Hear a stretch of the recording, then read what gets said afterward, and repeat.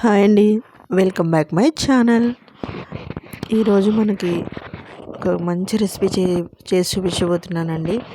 New year స్పెషల్గా చక్కగా పనసకాయతోటి బిర్యానీ చేస్తున్నానండి. దమ్ బిర్యానీ, అది కూడా చాలా టేస్టీగా ఉంటుంది. ఈ న్యూ ఇయర్కి ఎప్పుడూ కేకులే కాదండి, ఇలా కూడా రెసిపీస్ చేసుకుని తింటే బాగుంటుంది కదా. అందుకే నేను ఈరోజు రెసిపీ చేసి చూపించబోతున్నానండి. ఇది మొన్న ఊరు వెళ్ళినప్పుడు అక్కడ బాబాయ్ వాళ్ళ ఇంటి దగ్గర ఇది పనసకాయ అయితే చెట్టుదైతే కోసేసామండి. ఇది కోద్దామని ప్రయోగం చేసాం కానీ మాకైతే తెగలేదు, కాబట్టి బయట అయితే కోయించి తీసుకొచ్చారు. దీన్నైతే ఇప్పుడు మసాలా రెడీ చేసేసుకుందామండి. దాల్చిన చెక్క, యాలకులు, మరాఠీ మొగ్గ, లవంగాలు, ఇది నల్ల యాలకండి, ఒకటి వేసుకుంటే సరిపోతుంది. ఇవి స్టార్ పువ్వులు,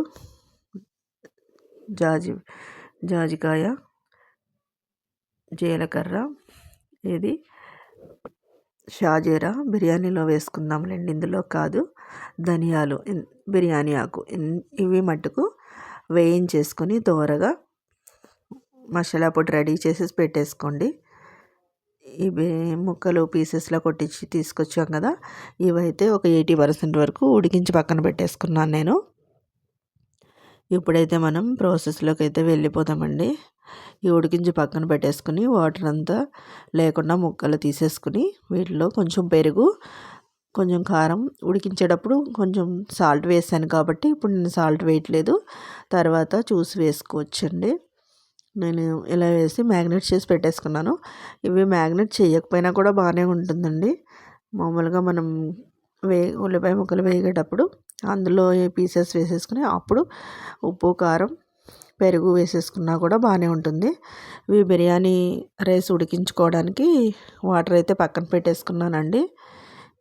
ఇప్పుడు ఇందులో మనకి బిర్యానీ ఇందులోనే చేసేసుకుందాము, అందుకని ఇందులో సరిపడా ఆయిల్ వేసేసుకుని ఒక 2 ఉల్లిపాయలు చీరికలుగా చీరేసి 2 పచ్చిమిర్చి వేసేసుకుని కొంచెం అల్లం వెల్లుల్లి పేస్ట్ వేసేసి ఇవంతా కూడా బాగా వేగనివ్వాలండి.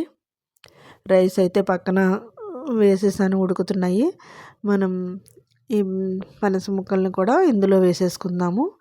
మామూలుగా ఇలా ఉల్లిపాయలు వేగిన తర్వాత కూడా ఈ పనసకాయ ముక్కల్ని, ఉడికించిన ముక్కల్ని అందులో వేసేసుకుని ఉప్పు, కారం మనం అన్నీ కూడా వేసేసుకోవచ్చు. పెరుగు కూడా ఇందులోనే వేసేసుకుంటే కొంచెం వేగిన తర్వాత అప్పుడు రైస్ వేసుకోవచ్చు, అలా కూడా బాగానే ఉంటుంది. ఇప్పుడు కొద్దిగా సాల్ట్ వేస్తున్నానండి, ఎందుకంటే ముక్కల్లో ఉడికించడానికి వేసాను కదా, అందుకనే కొంచెం వేస్తున్నాను.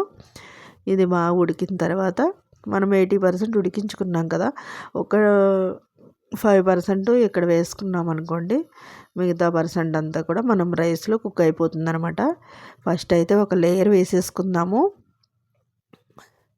ఇప్పుడు ఎక్కువ ఉడకకుండా ఉండాలి కదా, మనం కొద్దిగా ఉడికిన తర్వాత రైస్ని అయితే ఇందులో వేసేసుకుని ఇందులో కొంచెం కొత్తిమీర, పుదీనా వేసేసుకుందాము.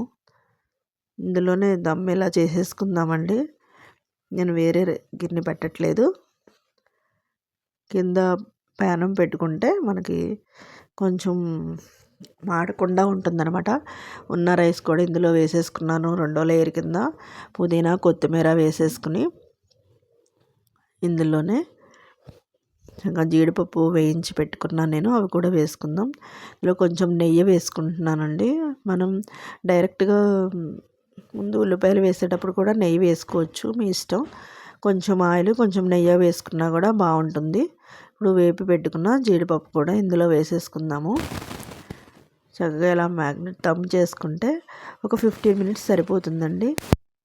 పౌడర్ మనం కొద్ది పక్కన పెట్టుకున్నాం కదా, అందులో పైన వేసేస్తున్నాను నేను. వేసేసి ఇప్పుడు కొంచెం ఇలా ప్యానం పెట్టేసుకున్నానండి, మనకు అడుగు పట్టకుండా ఉంటుందన్నమాట.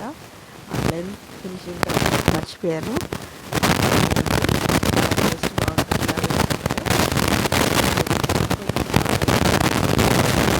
ఇలా వేసేసి ఒక 15 మినిట్స్ దమ్ చేసేసి చూడండి, ఒక 15 మినిట్స్ అయ్యింది. చూడండి చక్కగా రైస్ అంతా కుక్ అయిపోయినట్టు మీకు తెలుస్తుంది కదా. ఇప్పుడు ఇలా వదిలేసి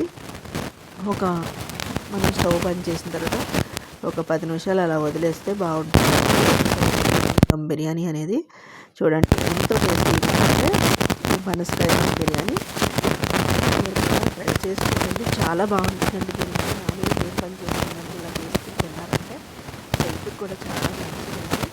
ప్లీజ్ ఎవరైనా ఫస్ట్ టైం చూస్తున్నట్టయితే ఒక లైక్ అయితే ఇచ్చేది తప్పకుండా. మీరు ఒక్కసారి చేసి పెట్టారంటే నాన్ వెజ్ కూడా అదే మళ్ళీ తినాలనిపించి అంత టేస్టీగా ఉంటుంది. తప్పకుండా మీరు అందరూ కూడా ట్రై చేసి మీ వరకు సెలబ్రేట్ చేసుకోండి. Thank you for watching.